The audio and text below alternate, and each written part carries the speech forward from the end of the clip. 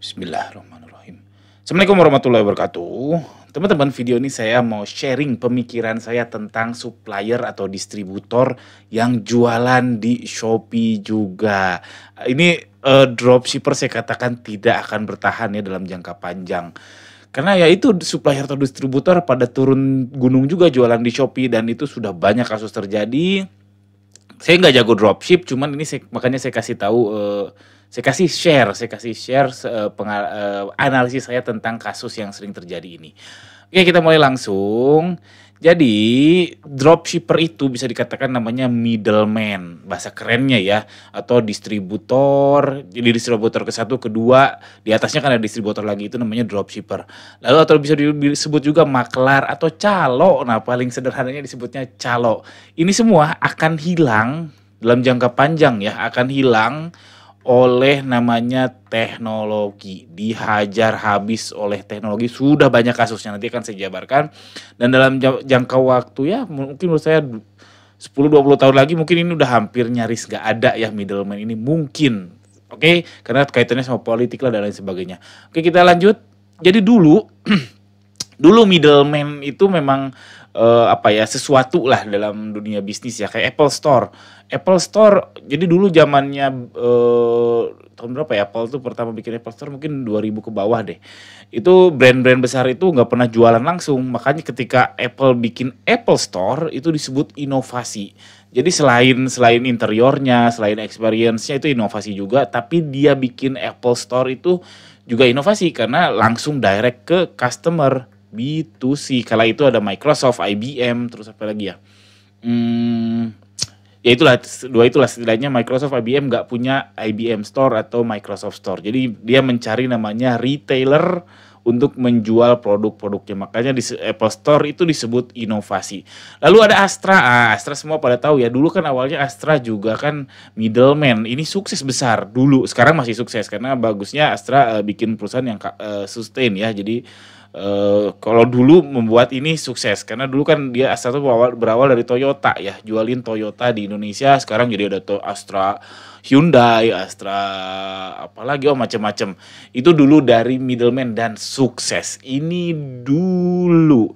Sekarang teman-teman perhatikan deh, kereta api ya, PT KAI. Kalau teman-teman yang di Jawa, di Sumatera ada PT KAI ya, ada kereta. Itu udah nggak ada calo karena calo ini ngeselin banget, bikin harga naik dan sebagainya.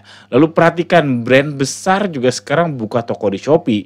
Kalau Apple nggak bikin toko langsung ya, dia mungkin ada kerjasama dengan retailernya di sini. Tapi kayak Xiaomi dia bikin official store yang langsung ke Xiaomi-nya. Terus Samsung, Indofood juga ada, bayangkan. FMCG juga ada. FMCG itu ya produk-produk murah yang kita pakai sehari-hari yang marginnya tipis-tipis. Itu menghajar grosiran yang ada di Shopee. Walaupun memang Indofood kadang lebih mahal dikit, mungkin kasihan ke si grosirnya. Lalu sekarang banyak startup yang bilang dari petani langsung ke pelanggan.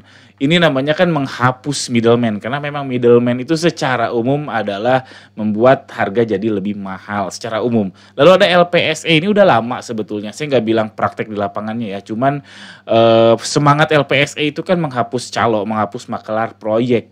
LPSE di pemerintah yaitu biar transparan, biar menghapus calo sehingga proyek pun jadi lebih optimal, penggunaan dana jadi lebih efisien. Ini sekarang saat ini, dan semua ini adalah gara-gara namanya teknologi. Bayangin kalau LPSE nggak ada internet, repot. Kalau misalkan startup ini nggak bikin petani ke pelanggan, nggak ada internet ya repot. Nggak ada cloud computing, nggak ada big data, itu repot. Makanya semua ini berhasil karena teknologi. PT KAI berhasil tanpa calo karena bikin online booking, tiketing online, terus bikin self service tiket di stasiun dan seterusnya. Ini oleh berkat teknologi, makanya bersyukurlah yang hidup di zaman sekarang. Nah, ilustrasinya gini, dulu itu produsen, lalu ada middleman 1, middleman 2, lalu ke customer. Bayangin, ini ada setidaknya 1, 2, 3. Ini supply chain yang simple ya. Yaitu ada 1, 2, 3, ada 3 langkah, dan tiap langkah ini tentu ada marginnya. Nah, tentu ada marginnya. Katakanlah produsen ke middleman itu misalkan 5%, lalu middleman 1 ke middleman 2 5% juga. Middleman 2 ke customer 5% juga misal ya ini. Nah total jadi customer itu membayar margin itu sekitar 15%. Bayangkan, sekarang kalau dengan teknologi produsen langsung ke customer 10% aja. Ini sudah lebih menguntungkan daripada skema yang ini. Kenapa? Produsen yang tadinya cuma dapat 5%, itu bisa dapat 10%. Dan customer yang tadinya harus membayar 15% lebih, itu cuma bayar 10%. Jadi lebih untung, win-win untuk customer dan produsen. Dan ini terjadi karena adanya teknologi. Cuman yang nggak win-win atau nggak mengenakan buat middleman ini. Makanya dropshipper ini bahaya sekali di zaman sekarang itu bahaya. Kalau dulu mungkin 2-3 tahun lalu ketika Shopee banyak scraper, Tokopedia banyak scraper, itu mungkin masih menjamur. Kalau sekarang menurut saya berbahaya. Lalu jadi kesimpulannya, supplier atau distributor Anda gitu yang dropship, yang supplier atau distributornya akan jualan di Shopee, ini suatu keniscayaan. Ingat skema yang ini, si produsen atau supplier atau distributor utama itu dia akan dapat untung lebih besar kalau dia ke customer daripada melalui Anda, karena Anda adalah middleman. Nah, ini suatu keniscayaan dan tidak terhindarkan. Entah kapan, mungkin ya prediksi saya 20 tahun lagi mungkin middleman ini udah nyaris nol ya di dunia retail. Tapi kalau dunia pemerintahan saya nggak yakin. Lalu jadi kesimpulannya yang bisa Anda ambil, kalau Anda dropshipper, anggap ini sebagai ajang belajar. Karena produksi dibanding marketing itu lebih susah marketing, teman-teman. Serius.